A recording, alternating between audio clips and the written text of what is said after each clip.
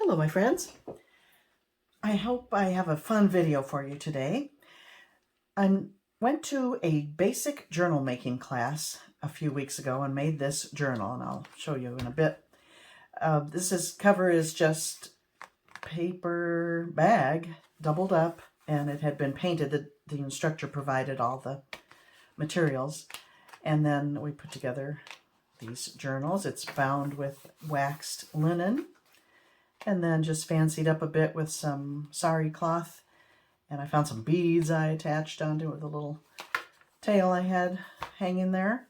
And it got me thinking, how fun would it be to use an old pour, cut it up, and make the covers out of canvas.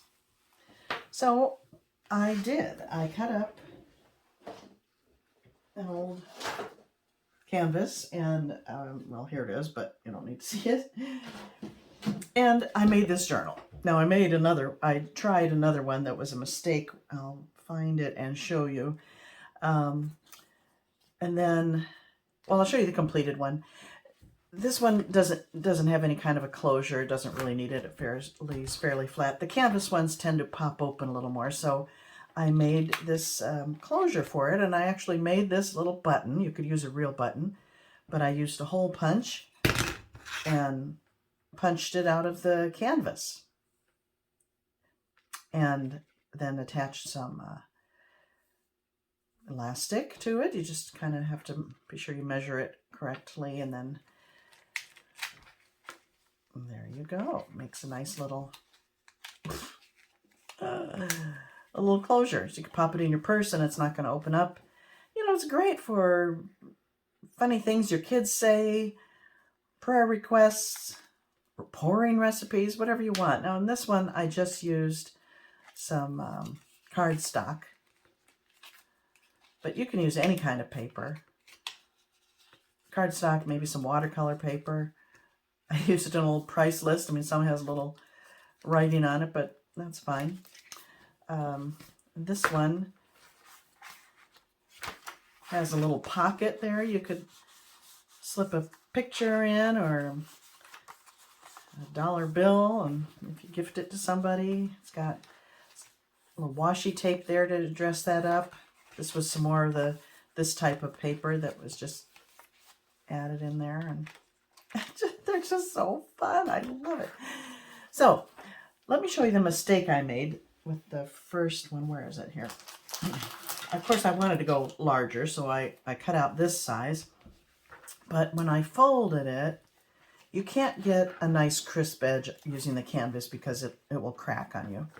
So I made another one, and in fact, this is what I made the button out of. I used my hole punch. I had lined this with this beautiful paper and punched out 4 and glued them together, and that's what this button is made out of. So that's kind of fun. So then I came up with the idea to wet the canvas and take a round pencil and just form that over there until it dries. That way you have a nice, smooth, rounded edge. Now this one I decided to do a little flip over. Oh, the other thing I tried was zigzagging the canvas before I did any folding to keep it from fraying, but it just chipped the paint off. It did not work. So I thought, you know, this looks okay. And I did use some pinking shears on this one edge here, but I think it's fine without the zigzagging. So let's see. I thought for this one, I could do the button thing again, but I'm thinking I might attach a button. Maybe I'll make a button. In fact, let me just show you. I'll just punch into this.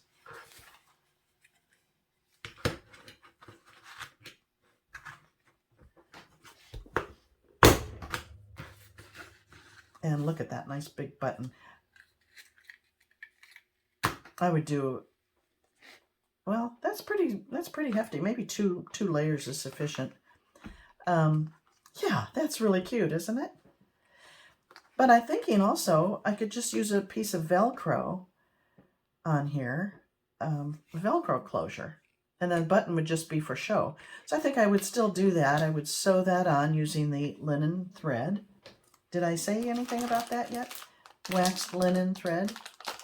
Bought a bunch because I'm thinking I might really get into this. But I would sew that on first and then maybe cover up the back of it with a piece of paper or something. So it's hidden, the stitching is hidden. And then put a little piece of Velcro there and there, and boom. So I think what I'll do is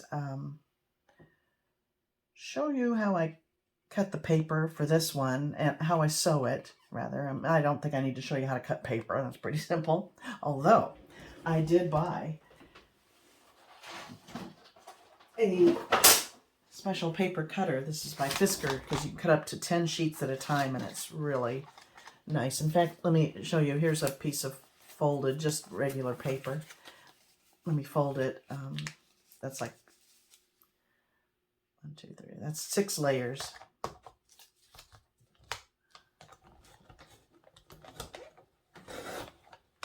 Easy peasy. So, you know, I would recommend one of these if you're going to get into this. I bought it at Michael's, and I used a 40% off coupon. They make much more deluxe ones, large. But this one is fine for this purpose. So I will cut the paper, and then I will show you how to stitch the edge. But I also want to just talk about another one I'm doing. I cut this out, and I just used a little X-Acto knife.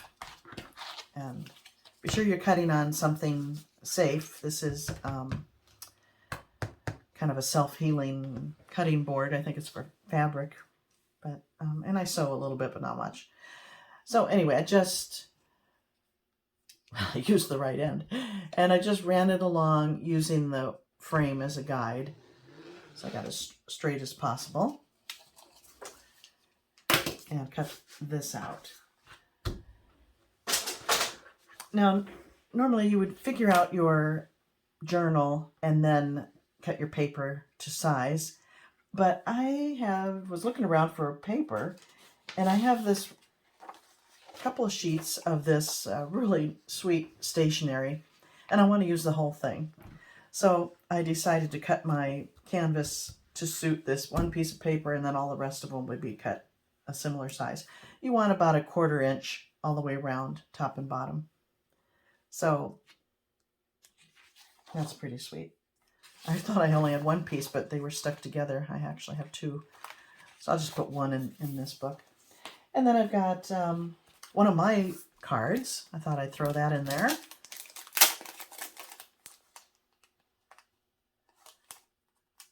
Come on.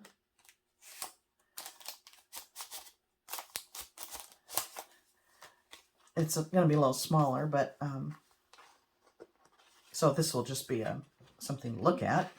But I have 2 empty pages and then a practically empty page, so that'll be fun. I got this old drawing of colored pencil drawing I did. I was just practicing drawing metal.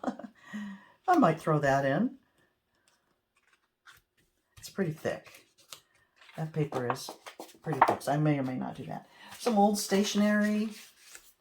Some more that's rather plain. This is very plain.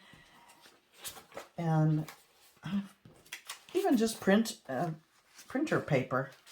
I found some little designs on Pixabay and printed them out. And when I cut that to size, you know, this will be the page. It'll have this in the center and plenty of room to write around. There's another one I thought would be very cute. So, yeah, and you want to, you know, maybe 10 or 12 pieces of paper, which will give you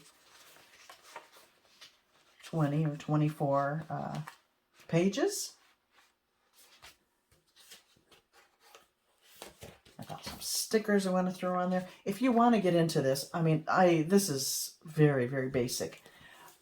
There are tons of YouTube channels devoted to journal making with the most amazing creative ideas.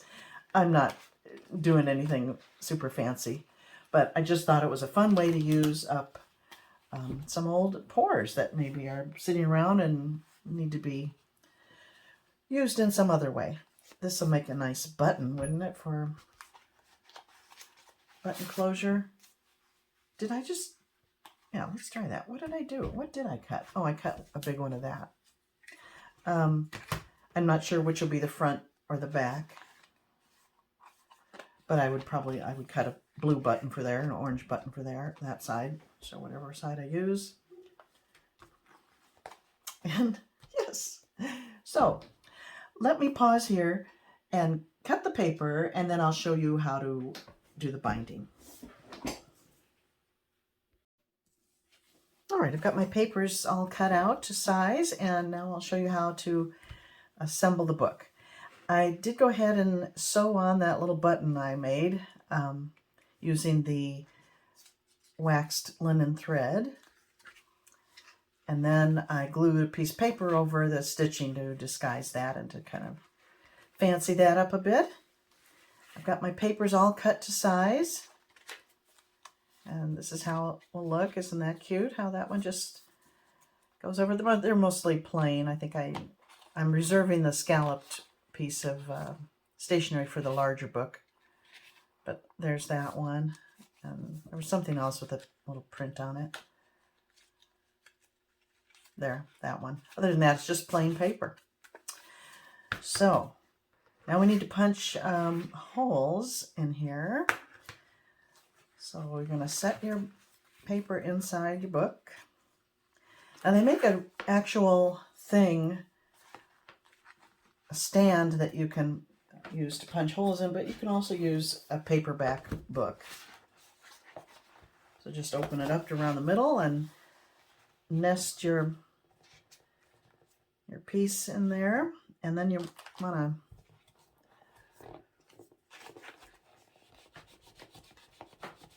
smush it down. I've lost the instructions from my journal class, so I'm just going on what I remember, which isn't a whole lot.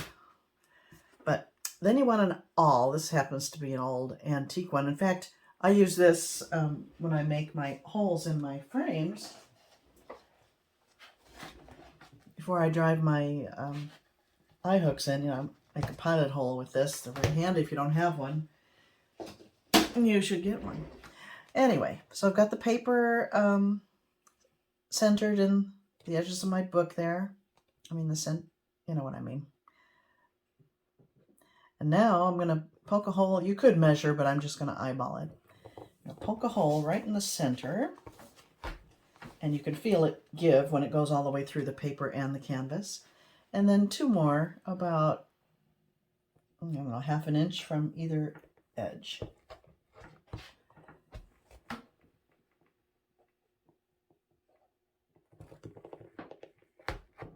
There it goes. Oops. I'll turn it over and see my 3 holes are there. Now,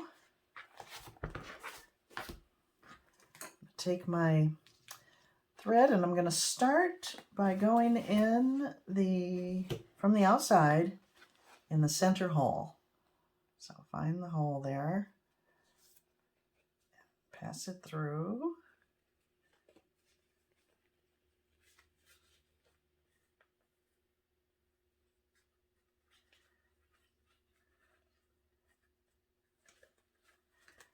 Just simply, there we go. Pull that through and leave a tail, maybe 6 inches or so. Then you're going to go in.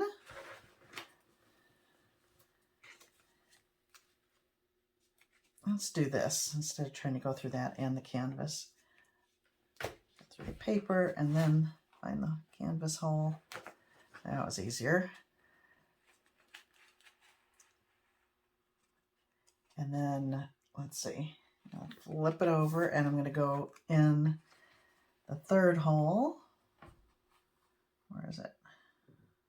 There it is. And the paper.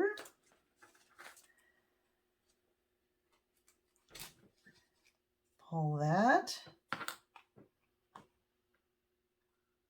There's the tail I started with. Pull that other tail through. And then back into the center.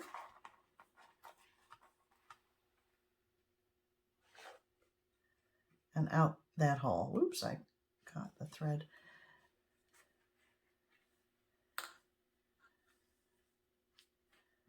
Pull the tail and then pull it tight. So you've got a nice snug little binding there. And then I'll go ahead and trim it the same length as the tail, and then you can do whatever you want. If you want to add beads, now would be the time, or any ribbon or whatever. I'm just going to make a bow for now. You can always come back. Pull it snug, and then the nice thing about this waxed linen thread is that because it's waxed, you can smush it down and it really makes that knot tight. I can't see what I'm doing. My hands are in the way. Try again.